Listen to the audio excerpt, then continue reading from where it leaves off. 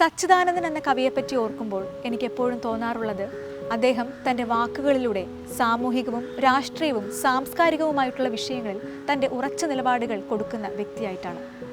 അദ്ദേഹത്തിൻ്റെ കവിതകൾ പലപ്പോഴും സമൂഹത്തിന് ഒരു ഓർമ്മപ്പെടുത്തലായി മാറാറുണ്ട്.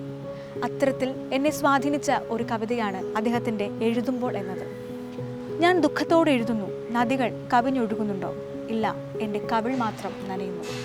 ഞാൻ വെറുപ്പോടെ എഴുതുന്നു, ഭൂമി കുലുങ്ങി ഉലയുന്നുണ്ടോ? ഇല്ല, എൻ്റെ പല്ലുകൾ മാത്രം അടരുന്നു. ഞാൻ രോഷത്തോടെ എഴുതുന്നു, അഗ്നിപർവ്വതങ്ങൾ പൊട്ടിത്തെറിക്കുന്നുണ്ടോ? ഇല്ല, എൻ്റെ കണ്ണുകൾ മാത്രം ചുവക്കുന്നു. ഞാൻ പരിഹാസത്തോടെ എഴുതുന്നു, കൊള്ളമീനുകൾ വാനിൽ ചിരിച്ചു പായുന്നുണ്ടോ? ഇല്ല, എൻ്റെ ചുണ്ടുകൾ മാത്രം കോടുന്നു. ഞാൻ സ്നേഹത്തോടെ എഴുതുന്നു, പക്ഷികൾ എൻ്റെ ചുമലിൽ ചേക്കേറുന്നു. വൃക്ഷങ്ങൾ പൂവും പഴവും കൊണ്ട് കുനിയുന്നു.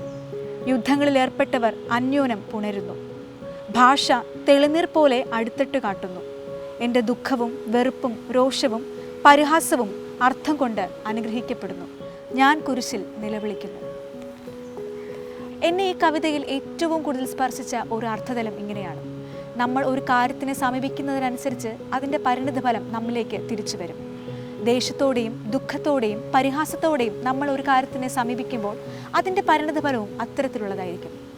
എന്നാൽ സ്നേഹത്തോടെയും ലാളിത്യത്തോടെയും ക്ഷമയോടെയും നമ്മളൊരു കാര്യത്തിനെ സമീപിക്കുമ്പോൾ അതിൻ്റെ പരിണിതഫലം ഇത്തരം സ്നേഹസമ്മാനങ്ങളായിരിക്കും.